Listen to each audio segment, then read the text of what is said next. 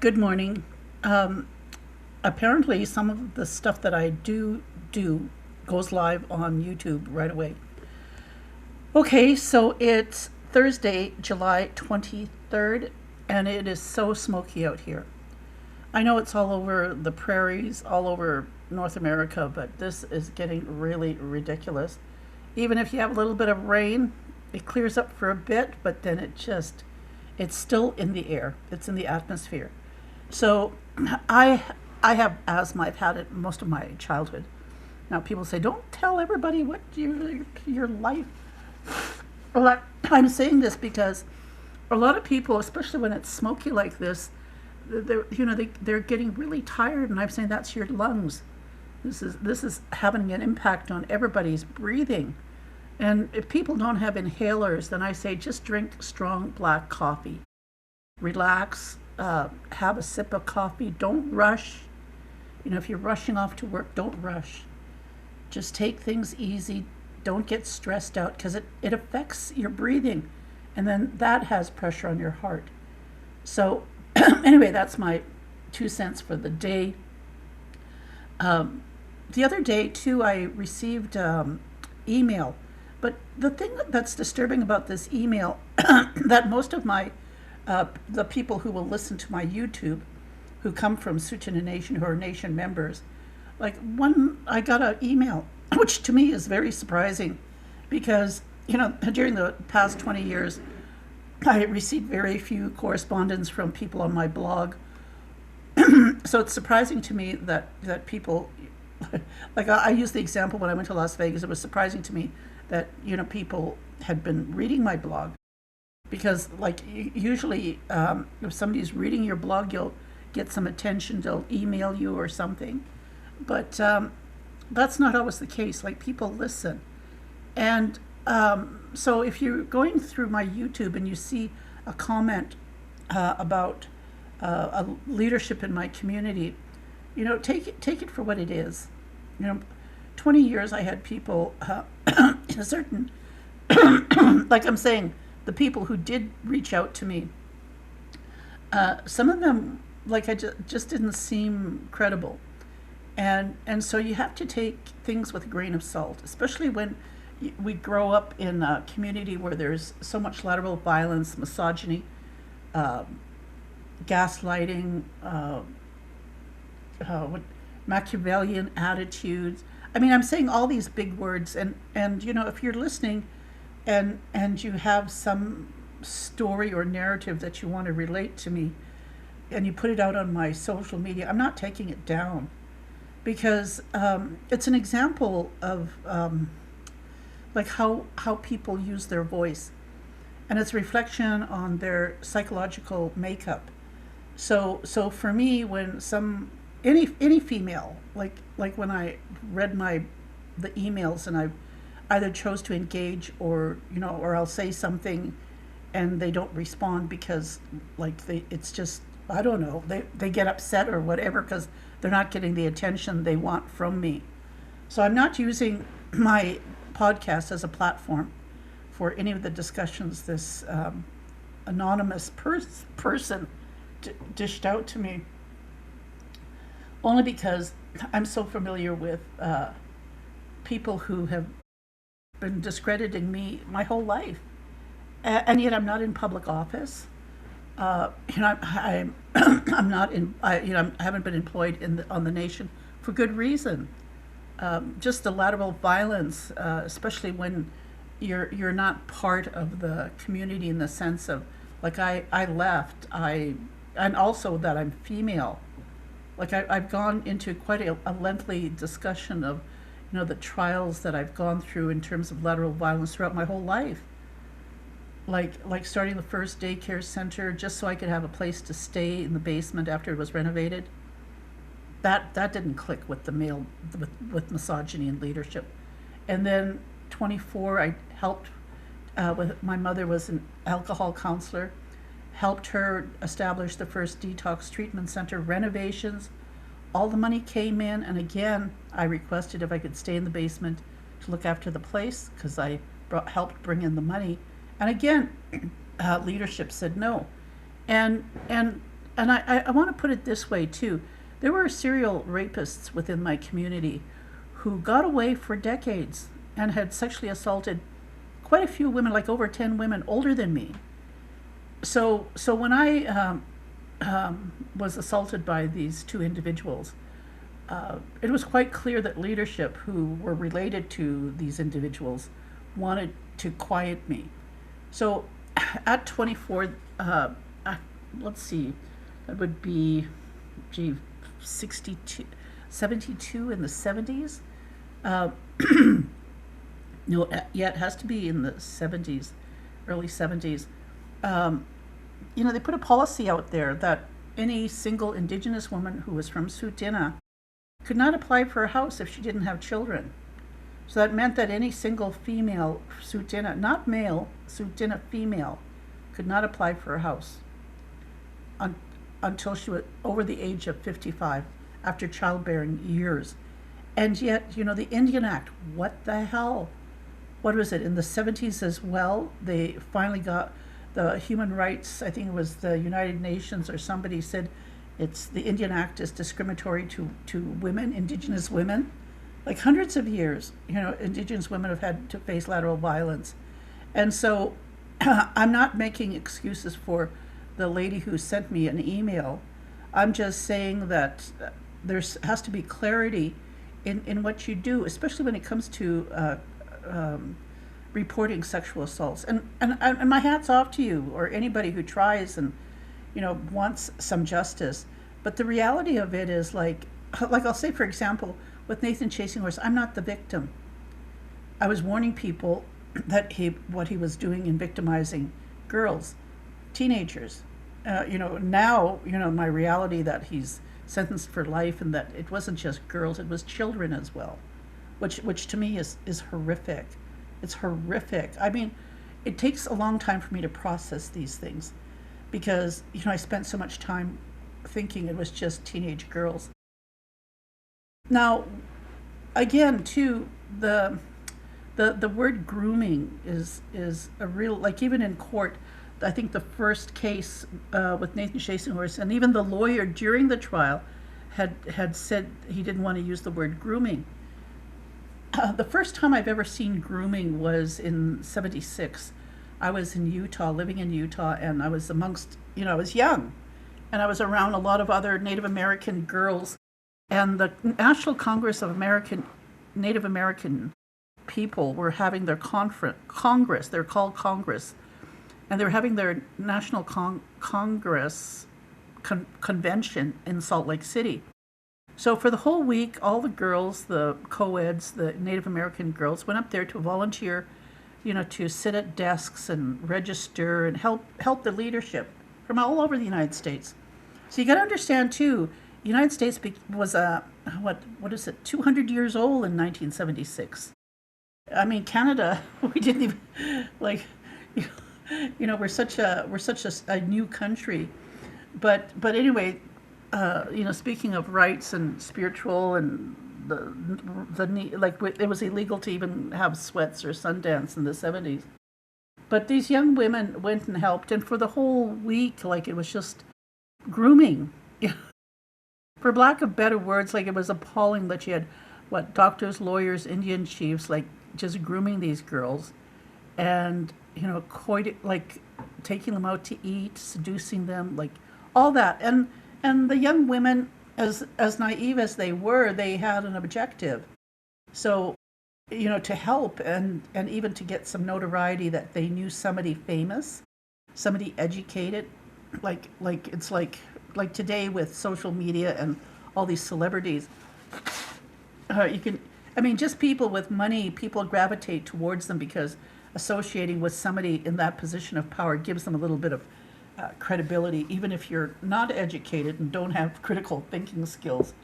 So I can understand when people say grooming, it's the way and a ritual in which men either scare the bejesus out of the child, or men cater and buy gifts for the child.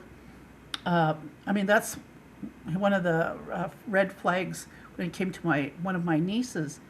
Nathan bought her over $1,000 worth of clothing, which to me, that's when she disclosed that, he only loved her and only had sex with her. Now, understand this too. I have another niece too. This whole, we'll call it mental health. The whole, like when people say, well, Marina, you're obsessed. I'm going, no, you don't understand. When people are in denial that there's alcohol and drug abuse in our communities, and if you've been involved and you drank and your children are FASE, I have cousins, second cousins, like their children are FASE and then their grandchildren. And then you have people who are in denial that people do have been living with FASE. Sometimes people expect like the facial or some physical way somebody looks, but it has to do with behavioral. And that's why in psychology and how you perceive or see things as what's normal in terms of natural human development. That's why I struggle with the fact that the lack of mental health for our children and our teenagers, is lacking. They fall through the cracks. So, the bottom line is that I have two nieces that have FASE who just totally were infatuated with Nathan, and critical thinking skills weren't there, even though they appeared to be, not affected by fetal alcohol syndrome, like the extreme case of the eyes and nose. It was their, because you can't see it in the brain. So again, too, I know my late brother used to say, oh, I have FASE. And I said, no, you don't. I said, our mother didn't drink. That's the whole point. When I say alcohol didn't come into the communities until the 60s, and then even then I noticed a shift, because prior to that, parents would visit each other and support each other and have rummage sales and bake sales and try to raise money, because the Indian agent was in charge. And the very fact that when alcohol came in, everybody sort of became silent. And I think too, the reality of the family violence became more prevalent, more exposed. Most women said, we didn't even know if somebody was pregnant until we saw diapers hanging out on the clothesline. So why am I bringing this up now? People have desk jobs, like this event that this young woman, I'm supposing she's young because she's talking about leadership and the lack of what's the critical thinking skills. And to me, you have the right to tell your story, but these things took place in 2014, and to me it just gives me the heebie-jeebies, because in the conversation she says she took a video camera and videoed this poor young woman intoxicated. For me, throughout my life, sometimes I've seen men beating up their wives, and I'll step in and say, leave her alone. And and I'm really naive. I step in and I say, and again, I didn't realize this until police officers, when they go into a family violence, they put themselves at danger. Well, I didn't know I put myself in danger by going up to the couple and telling them to stop it.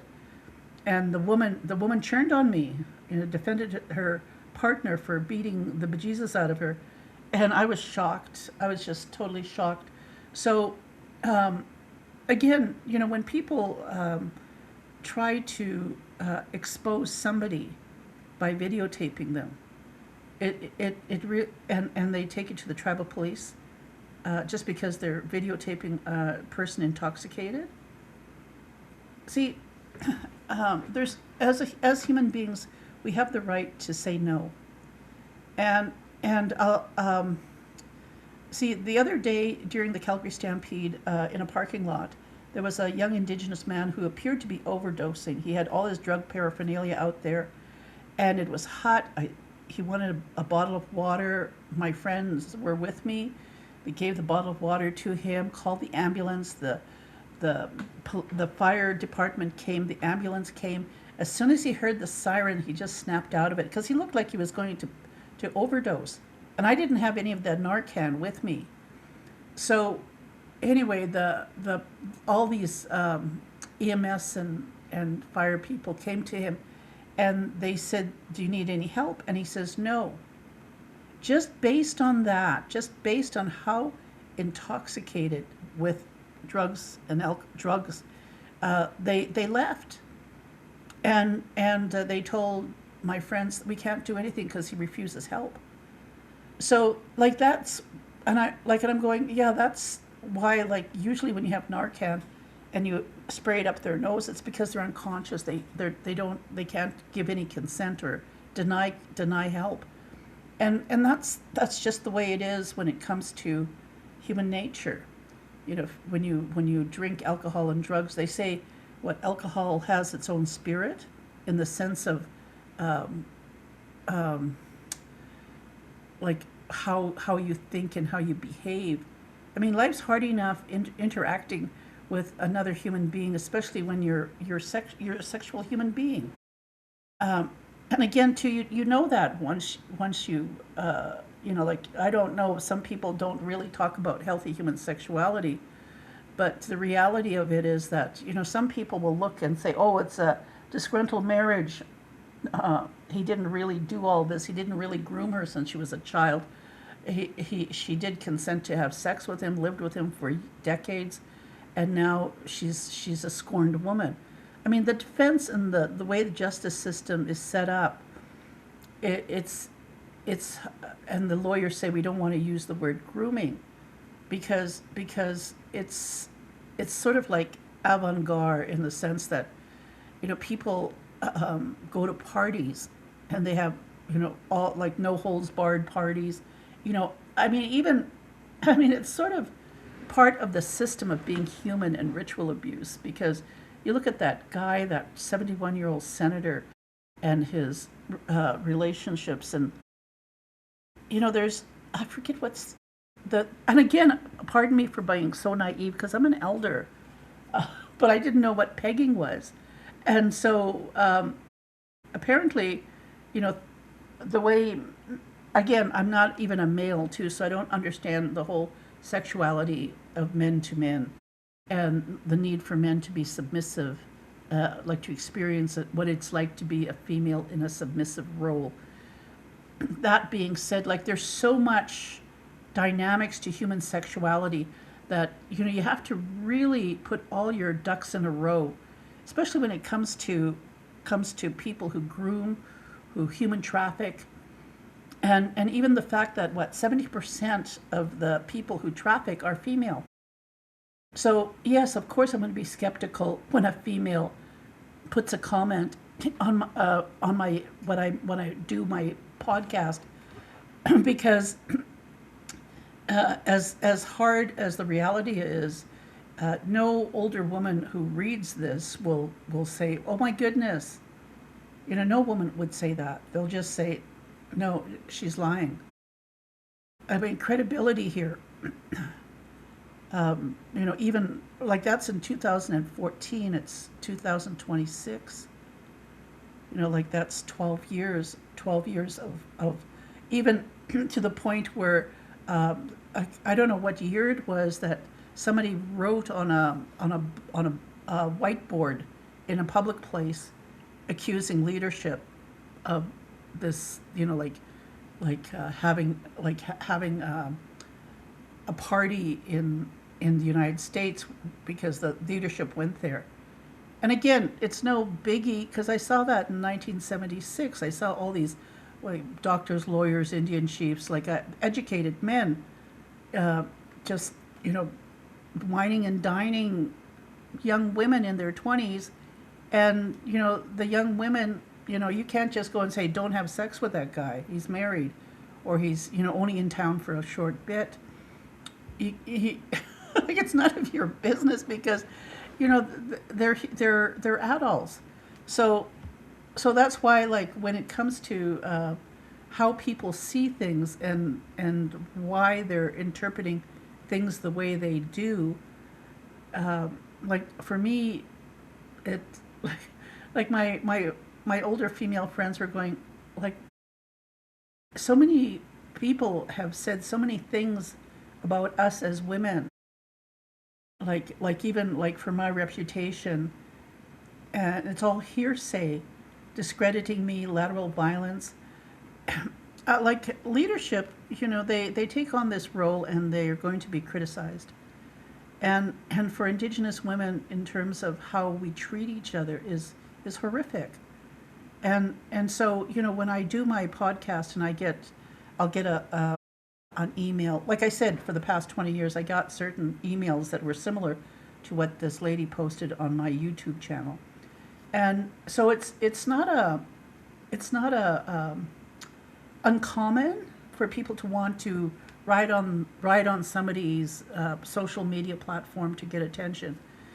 But that's why I'm doing the podcast, is just that you have to understand that when you're involved in a situation, that you really have to have a foundation. You cannot go to court unless you have everything documented. And again, too, why even email me? Most of my narrative is about the fact that I was warning people.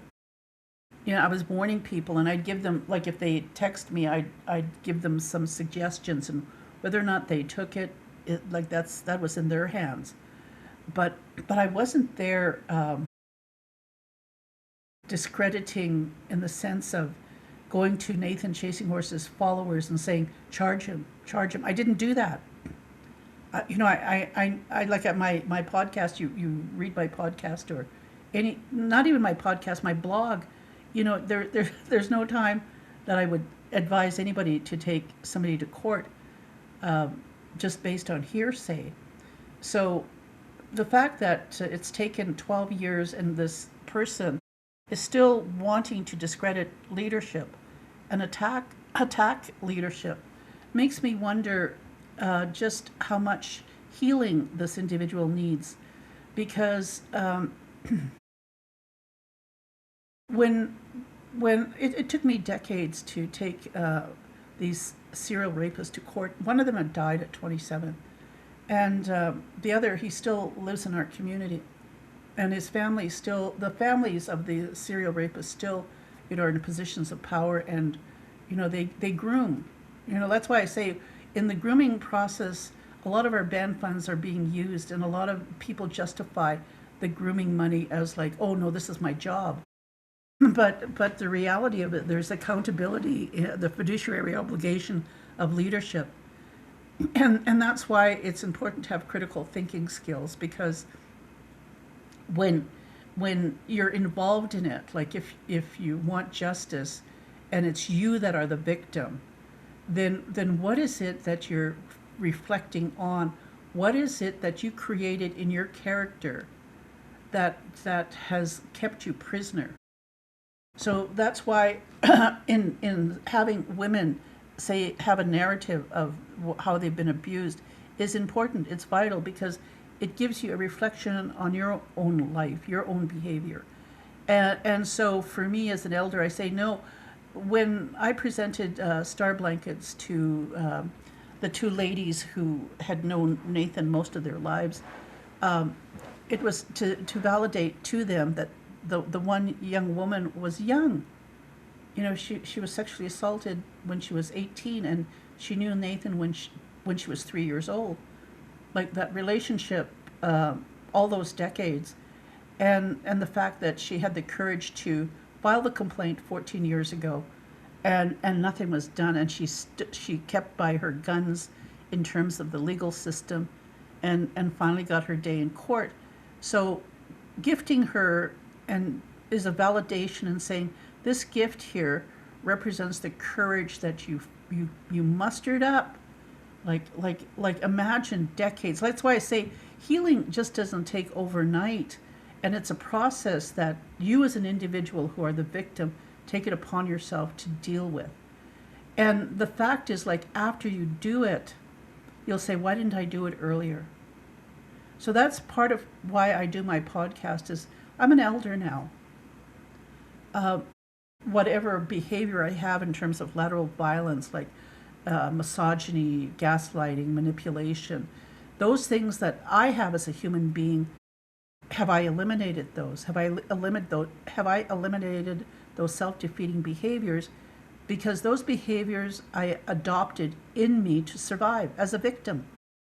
And so that's why I caution people when you yell wolf, and there's, and you're trying to get attention of people.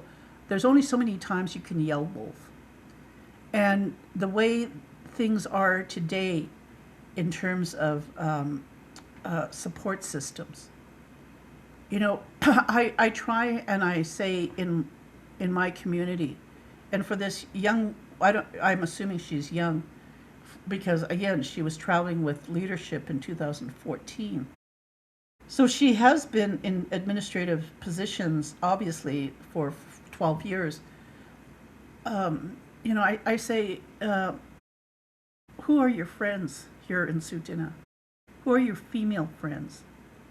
I always, and I will continue to admire all those young women who went to Nathan's Wawipi ceremony, all those women who were there realizing that when Nathan took two of their friends and what he did to the women, the young girls their age who weren't a part of their circle, their friendship, their camaraderie. They banded together for 20 years, these young women, since they were teenagers. And they went through junior high, high school, college, getting married, having children, breakups, new relationships. Like now they're in their 30s and they're still friends. They're still friends, and they still have monthly meetings, or if somebody's in a crisis, they'll all band together. These young women in Sutina. So for this woman who emailed me, who's from Sutina, my question is, where is your support system? Where is your support system? Because only other people can help heal, because you're sharing a narrative with a group of women. There's nothing to gain with them, nothing in terms of like what they share and how they listen to each other and support each other. The fact that they went down to Las Vegas to be there with the two women who had left with Nathan. All these things in how they're going to celebrate and support each other for the rest of their lives. I commend them, and I try and use that as an example. Prior to the 1960s, before there was alcohol and drugs, people gathered together like these young women. They shared and they spoke and they did things together. Now, I say that because I'm seeing it. It didn't happen in my generation. I don't think it happened for people in their 50s or 40s. But give the credit where credit is due. The reality of people sharing their narrative, their story, their struggles, their trauma, their whatever addictions, whatever they are, that they're sharing it and they're living it and they're being supported. Because then when they need each other, when something horrific happens, they'll be there. Now, that's why for me, when I talk about people sending me information that, what am I going to do with it? Obviously, for 12 years, this person has been trying to get this person in leadership charged when she wasn't the victim. When she didn't even talk to the victim to even ask the victim if it was consensual. And the fact that she even videotaped the victim, some alleged victim, as being so drunk, she didn't know where she was. And again, with no hesitation of even asking questions to the so-called victim, which to me is like, what the hell? You're a woman. Why didn't you pull her aside and say, let's have some coffee? Why videotape her? And even the next day when she says she doesn't remember how she got to her hotel room, why didn't you just say, were you that intoxicated? Or was it just something that you consented to and didn't want anybody to think that it was consensual, that you wanted to keep it private? Like I said, in 76, when I saw all those co-eds cavorting, I guess you could say, like sowing their wild oats. Again, I was young, I was promiscuous. That was a part of healing. That's why I'm trying to say, come on, women. For years, men were supported in being promiscuous. Then all of a sudden, there was this sexual revolution in the 60s, and so women became promiscuous. I mean, I have friends who are 65 now who are still dealing with things that they might have caught when they were promiscuous. So, like the biology of things and just the reality, like, okay, we're all like, either we had some issue with our mothers or fathers or whatever reason we became promiscuous. That's a choice. And if we wanted people to know who we slept with, we're not going to tell you. At least, sure as hell, I didn't tell anybody. That was my life. So when someone's trying to slander leadership and create a narrative without any consent from the actual alleged victim, it really makes me think, like, what are you doing? What, as a woman, what are you doing? A lot of times, like, it's human sexuality. Question, what is healthy human sexuality? And whether or not, like, who's judging who, in what terms of colonial way of thinking, that a person has to behave a certain way because it pleases you. Like, again, I wasn't born yesterday, and most of my podcast I try to put some insight into why it is important to trust people, why it's important to advocate for those who are unable to advocate for themselves. Like people are in denial of FAS E. They're in denial of the way people think about other people when they have FAS. Like I said, it isn't just like the facial when you look at people, because that's what people assume. It's the behavior. And so, yes, like my nieces and how they behaved with me, as opposed to the female people, other people, my acquaintances, my close female friends, roommates, therapists, whoever. Like, I have a skill set, and for me, there's a lot of things I cannot do. My hands are tied because again, they have to ask for help. And if my nieces aren't going to ask for help, I can't do anything. And so what I can do is I can alert people to behavioral problems that when people with FASE and I'm just saying this in the sense that I want to make it clear, not all people who have FASE have been sexually assaulted. However, it's the fact that they become a danger to themselves and others without even knowing that they're doing that. And so, yes, when somebody accuses leadership of things, it's like, are you a danger to yourself and others? And again, too, who's empowering who? The alleged victim? If you're crusading for this alleged victim who hasn't disclosed to you that she consented freely to being sexually involved with leadership, and again, consent. Even when you approach people to sort of collaborate with you, like yes, this happened, they're not. Why? You have to actually. I don't know, human behavior. It's amazingly that you can assume and have a lot of assumptions about people's preference to sexual partners when it's none of their business. But again, too, most of my conversations had to do with children who, like, what consent is, especially when it comes to children, teenagers, young adults, the brain development and just the way society is, and just what you expose, what you've been exposed to through your whole life. I know I've lived a very sheltered life. I know that. People might look at me and think, oh, she's an elder and she's, like, look at the trauma she's gone through, and I'm going, that's an assumption.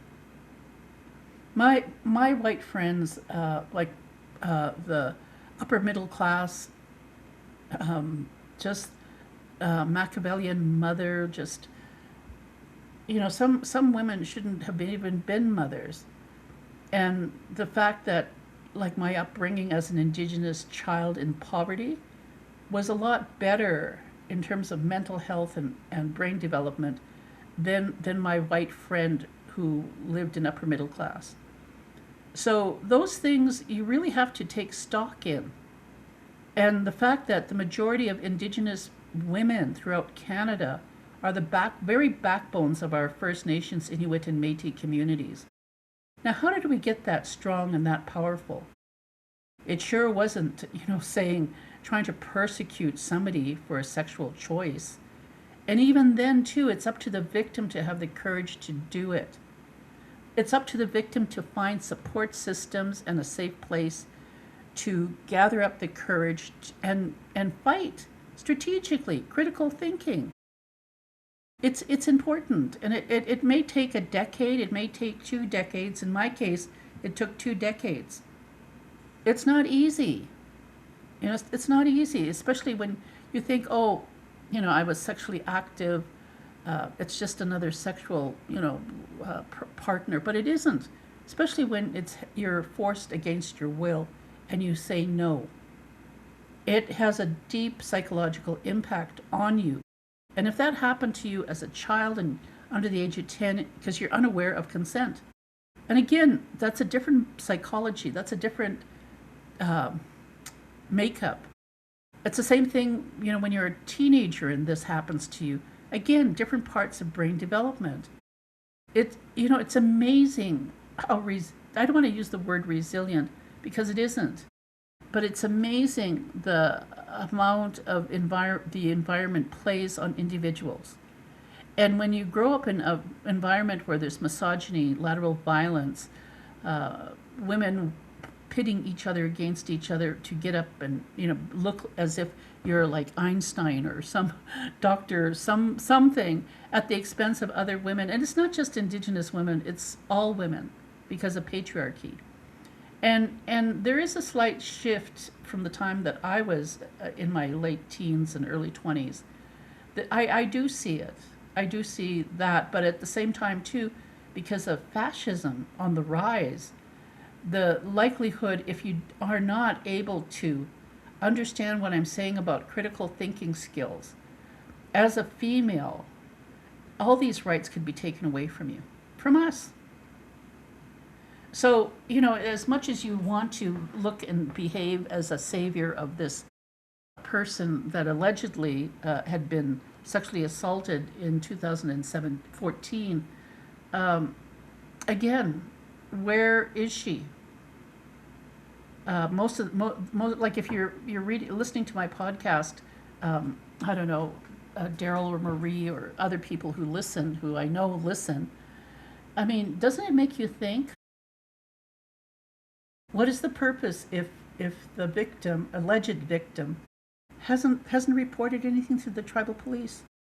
And even then, if you're not getting a response from the tribal police, why haven't you reported to the city police or the RCMP?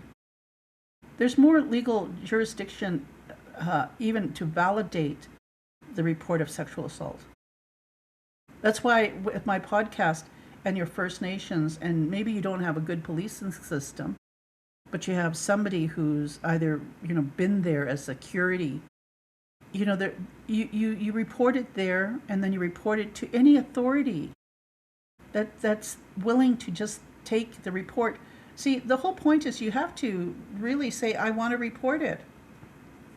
I have a right as a citizen to report this, whatever that criminal activity was done against you, even if it was slanderous. You have that right. So, again, I don't, like I said, throughout the decades when especially teenagers, if they contacted me and I'd listen to their stories, if they didn't come back and, follow up with me, I knew then they just made up that story. So, and that's the risk that people, like when I do my podcast, that's the risk, or even the blogs that I've written, that's the risk that I take in saying my narrative, that people will there are people that just make up stories.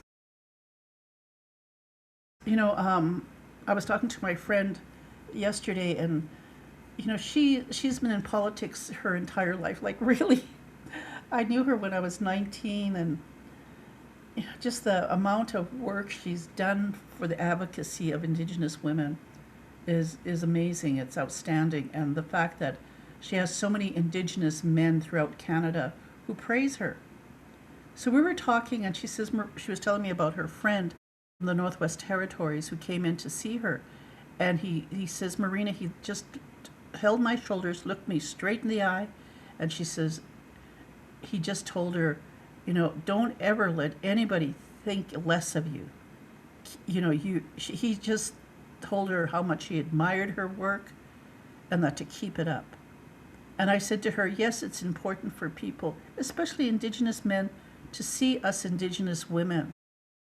And for me, maybe I'm naive, or maybe it's just the fact that I've just been around so much hypocrisy and lateral violence, or just how people want to see me, that it only took, March and April to be seen. I mean, mind you, I corresponded with Wachashtawashtea for 3 years, and the fact that he saw me, and I said that to my friend yesterday. I said it's so important to be seen, but it's important. I said it's so important to be seen by men, because then you know that they understand you, like they understand the work you're doing. And so for me, like when I say I'm doing my podcast, yes, I've been seen. I've been seen by a man. And again, whatever work I'm doing and whatever he sees me doing is important because I've been seen. Now, again, even though I'm saying I'm not going to email or address this lady who left an email on my YouTube channel, the fact is I want to address lateral violence, misogyny. A lot of people say, what is it? How do you breathe it, eat it, and smell it? Well, that's an example. This is an example of misogyny and lateral violence, and the need for healing, even in the terms of disclosure, or, like I said, these young women, there's about 10 to 12, maybe 14 of them in my community who are there for each other. I am pretty sure that if one of those young women who support each other had gone off with leadership and got drunk and slept with one of leadership, I am pretty damn sure she'd be telling her group what she did. And that she, again, like having support, like it's so vital. Like I miss my friend, we were friends for 30 years. I miss her terribly because she knew who I slept with. It's important that you have a support group. And I'm just grateful that in Tsuut'ina, the outcome of what Nathan did at the sacrifice of all of his victims, that a group of young women have band together and have become strong and healthy, and will continue to do that throughout their lives. Like I wish Chief and Council would honor these young women, but again, too, they have to still help heal one of their members, because it's taken decades for her to stop drinking the Kool-Aid, and so they're being patient and supportive of the victims of Nathan Chasing Horse, and hopefully at some point they'll feel healed enough to celebrate that they've had the courage to face a man they feared for years. And this man started grooming them at a very young age. This fear, creating fear. When you stand in front of the courthouse and you look at the perpetrator, the man who hurt you, and you say, "You hurt me. You hurt my life." So when Nikki Big Crow on the Fifth Estate is crying and saying, "He hurt me. Look at what he did to my life." My hat's off to that young woman. She didn't join his cult. didn't follow him. She fought from day one to get her day in court, and now Nathan Chasing Horse is serving life. But at least she had her say on the Fifth Estate. At least she had a voice, a narrative to be interviewed and tell her story. And for me, that's why I talk about fiduciary obligation. When you swear, when you get into a position of power that you're going to protect the most vulnerable, the women and children, and you fail, or you groom the others who are part of the grooming process of Nathan Chasing Horse, neglecting the actual victims that didn't follow him. Like, where's the compensation?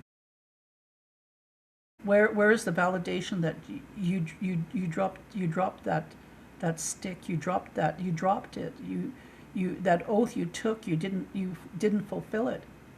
So you can be the former chief and say, oh, look at what I did to Sutina, I did this and this, like bragging, like being cocky, when you supported Nathan Chasing Horse. And here's this young girl now. Like, my hat's off to her. So, my giving the star blanket to the mom and daughter in Las Vegas, and just, it was a validation with them, because they said, we know there are other victims out there who will never have their day in court, like Nikki. I know my niece is gone, but I want to also, have people understand part of the grooming process and what he did to my niece and how she suffered. Like, she was a danger to herself and others. I made sure I had backup. I made sure I had someone like a forensic psychologist to validate the efforts I made in trying to accommodate my niece. But then again, people who have FAS E and just the struggle for critical thinking and who to trust and who not to trust, like out of fear.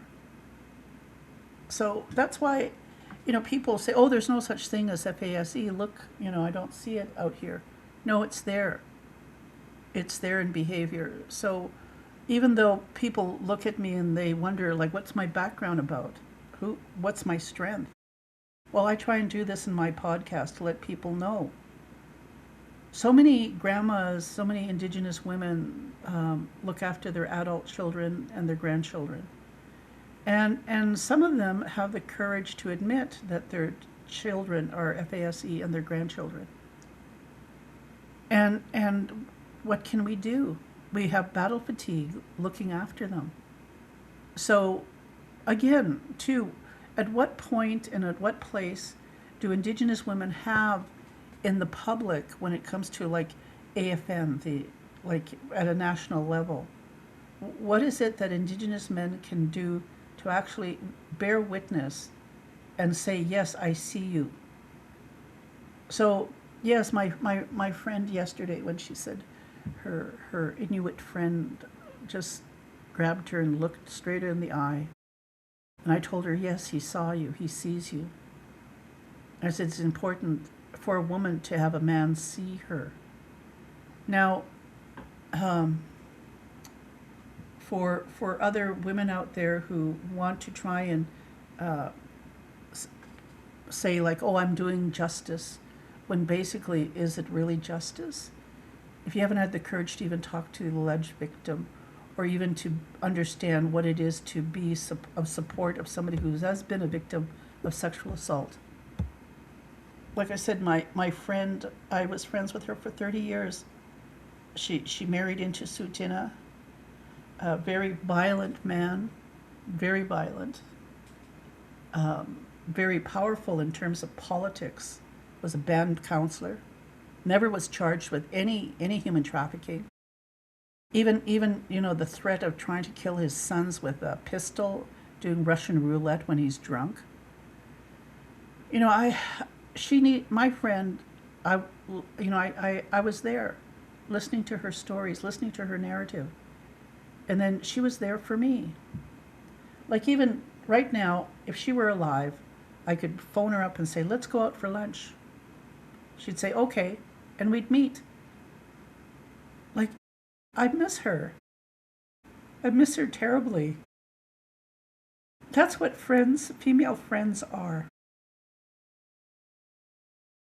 You know, that's why it's important for these young women who band together and are friends. It's important because men don't understand the female psychology, especially when women choose to have children and have to defend their children for the rest of their lives. So yeah, it is a bit disturbing that somebody would try and use my platform to basically slander leadership. And it's alleged slander, okay, because I don't know the whole truth. It's not my position to know the whole truth. And again, too, I don't, being anonymous and putting it out there, like that's not courageous at all. Especially like you're not a lawyer, not a therapist, you're not a social worker, and obviously the female that you're talking about, does she even know you're talking about her or representing her? Like she has a say. But anyway, that's like I said, my friends and decades, every decade they say every 10 years your identity is being challenged. And I've had many lifetimes where people have criticized me. And just to be seen. That's why what Chashta Washte, I told him, I said, I'm not telling anybody I'm going to Las Vegas.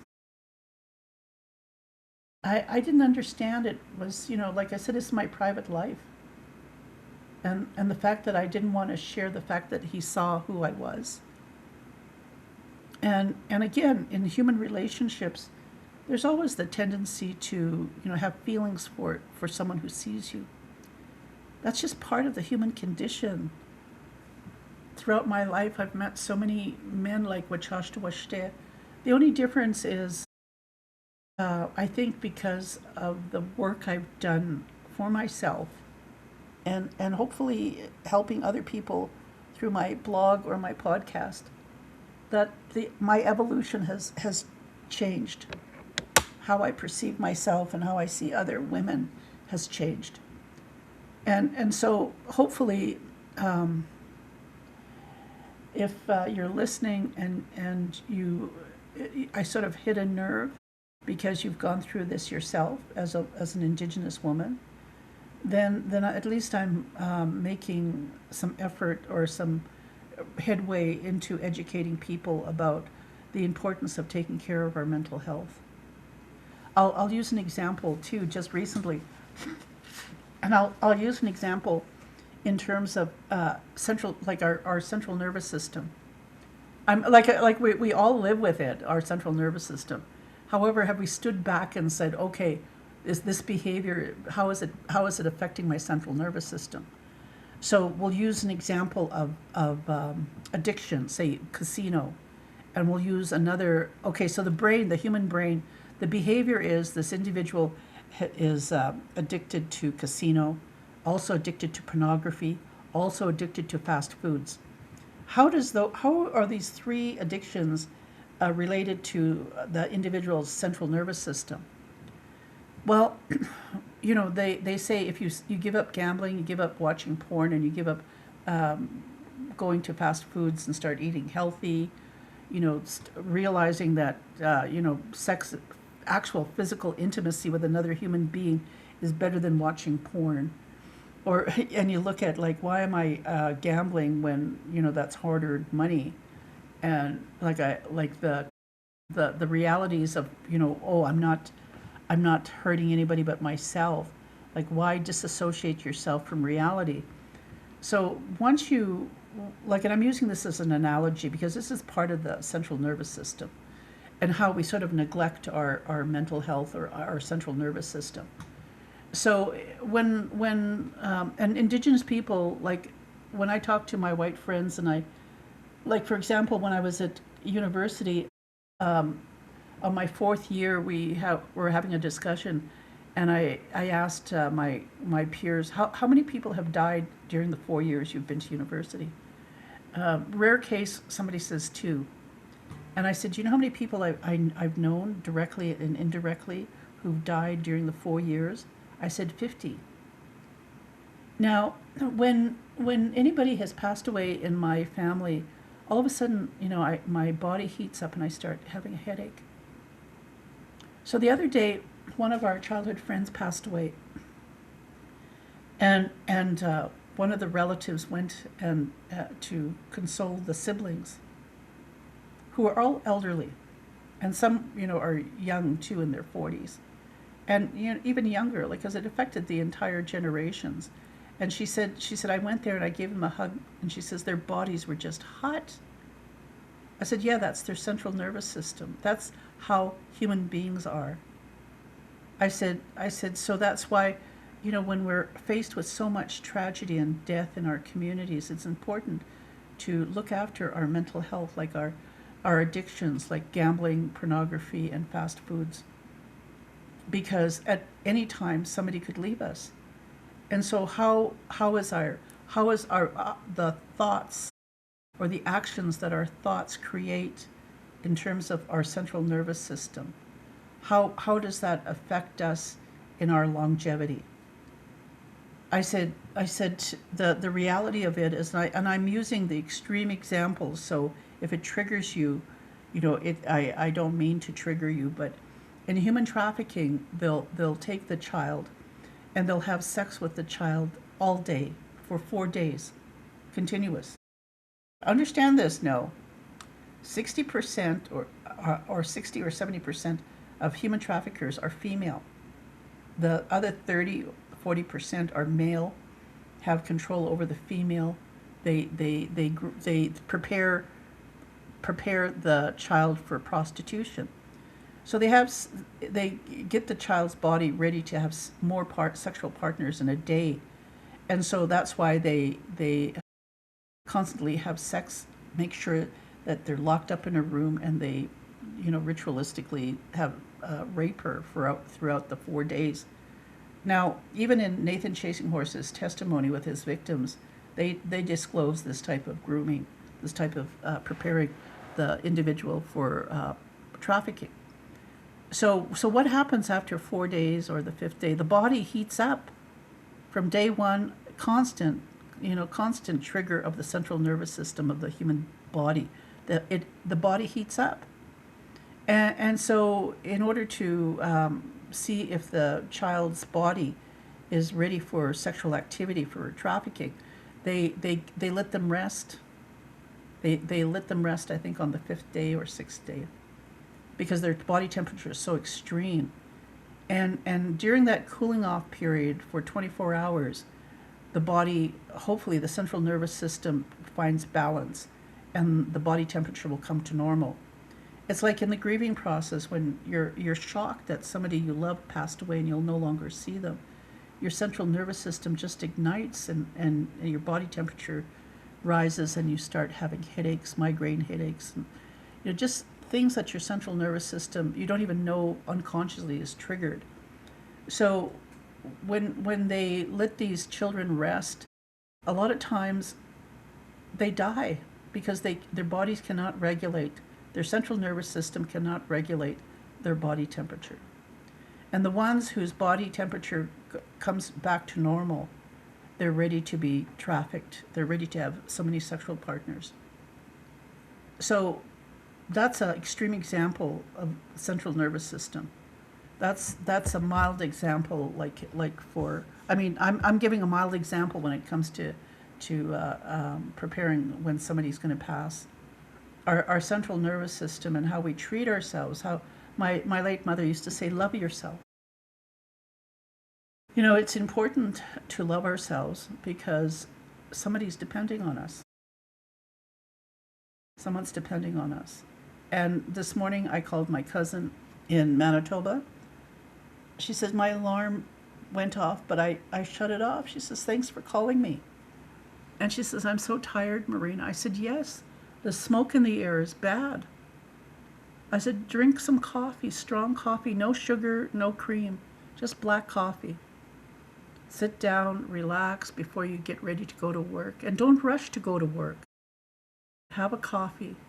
I said, you don't have an inhaler, so the best thing to do is have a coffee with caffeine. But again, you're trying to get your central nervous system to regulate so you're not putting so much stress on your heart. That's what I told her. Just take care of yourself, relax. And again, too, it's important, too, when you're going through some crisis, to make sure that you have, people there who are supporting you, who can help you relax and really see. Like it's important to be seen. I think it's like any living thing, even my puppies.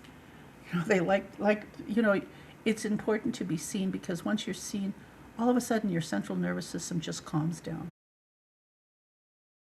Yeah. So yeah, I'm really grateful for what Chashtabushte, the fact that he saw me in a purely different way than I'd been seen before, and it's important, like that throughout our lives, that we be seen by other people, not with any hidden agenda, just to be seen in what we do and how we thrive.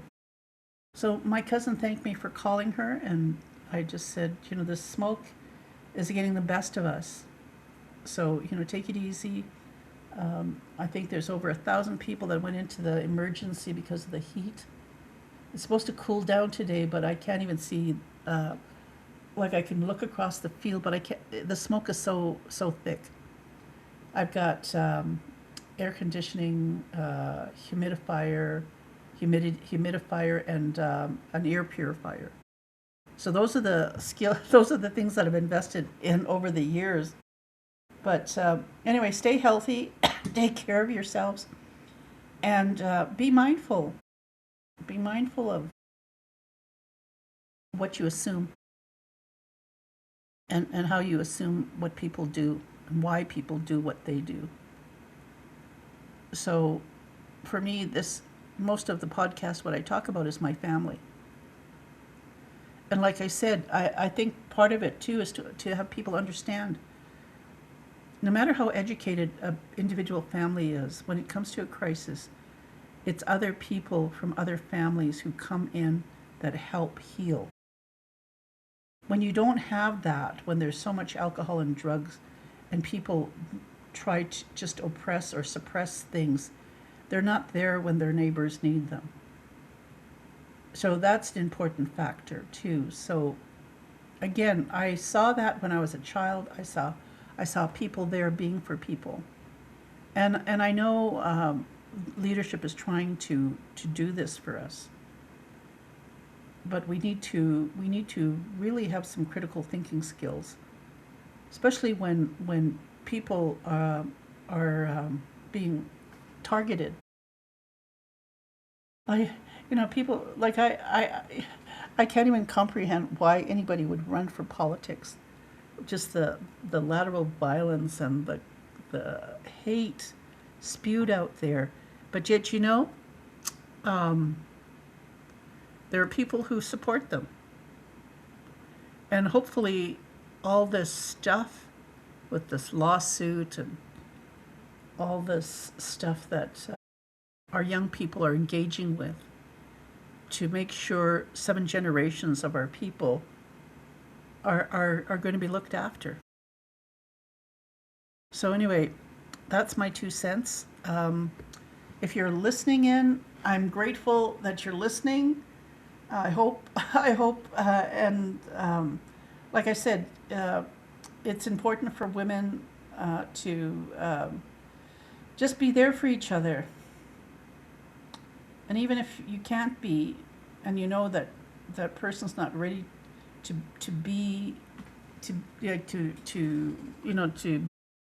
ask for help or to trust somebody, that's okay. It's just as long as you're taking care of yourself, and like I said, my late mother would say, love yourself. It's important. It's an important thing. And throughout my life, when I've thought,